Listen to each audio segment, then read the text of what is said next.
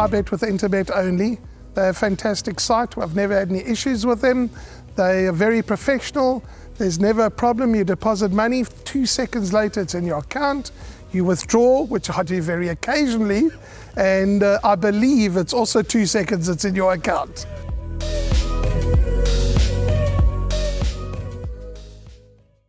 Race 3 on the card is the first leg of the Pick 6. It's a maiden plate for fillies and mares over 1,750 metres. Only 7 carded to line up. One Royce Charmer was seen in action on the 20th of July, and obviously we'll have to take note whether Royce Charmer is going to run again a couple of days later. But at this stage there are 7 carded and no scratchings in the early stages.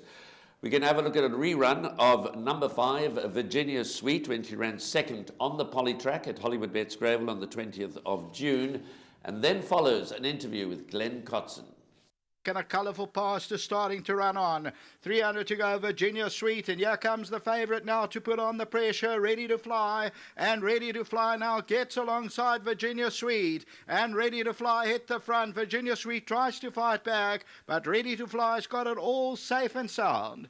Ready to Fly has won it. Second, Virginia Sweet. Third, a colourful pass. And fourth to Copper View.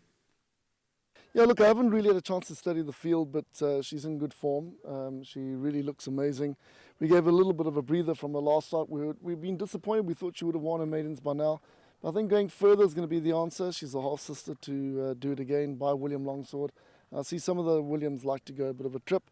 So, yeah, the only thing is that this morning in the final workout, it was a good workout, but as soon as the horse came next to her, she sort of like shied or didn't really enjoy us. We might just put a pair of blinkers on. We'll discuss it, and so maybe we might declare blinkers on it, which might be the answer. Well, there we go. We heard from Glenn Cotson, the half-sister to Do It Again, number 5, Virginia Sweet. Well, she's had 4 goes, Dees, but she is improving all the while. She steps up in trip from 1,400 to 1,750. She's been priced up in the red at 17 to 20 in the early betting. She has a very strong market rival in the form of number 6, Grandi Orechi, who ran 4th on debut. Grandi Orechi 17 to 10. One other runner quoted in single figures, and that's number 3, Special Charm at 5 to 1. But short and sweet, short and Virginia Sweet, I'm all in. Yeah, I think you could be right here, Graham, because she looks like she's now got the experience. She's had 2 runs after that break they gave her in April. Now, he's just erring on the side of caution there in that interview on her work, and he's mentioned blinkers, so we'll see what happens with the equipment change. But the one thing that I will agree with Glenn with regards to the distance, beside her, her star sibling, her half sibling in Do It Again, the dam actually won races only from 1,800 up to 2,400 meters. She raced okay, over shorter, but her wins, which were 6 wins, were from 1,800 to 2,400 meters. So I think he could be right with regards to the distance, which she would enjoy. And then if you look at that penultimate start behind Only Hearts, she hasn't been disgraced in the features. She's gone on to race from the Mike Miller stable. And the second in that race was Ready to Fly, came to beat her last time out. What's also interesting in that same race behind Only Hearts, we'll have to keep a close eye on how Virginia Sweet goes. Because that day, Feeling Groovy actually debuted and finished 5th. And she's been consistent, and we'll see, she looks like the hottie of the day, where majority are going to look to bank her. So, coming back to Virginia Sweet, I'm in agreement.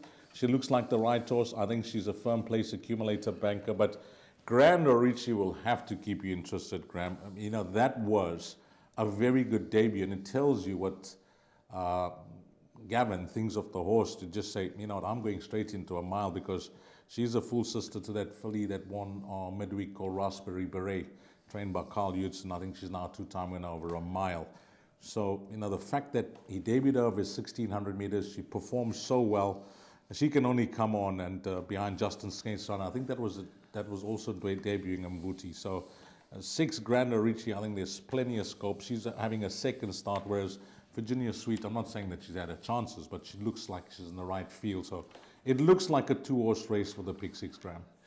Well, again, obviously it appears to be a 2-horse race on the surface, and if your budgets allow, then put them both in. But there's some tough races later on, so I like to play aggressively. I like to back my judgment. If I think it's a bank, I'll bank it, so I can expand on the out, further down the line.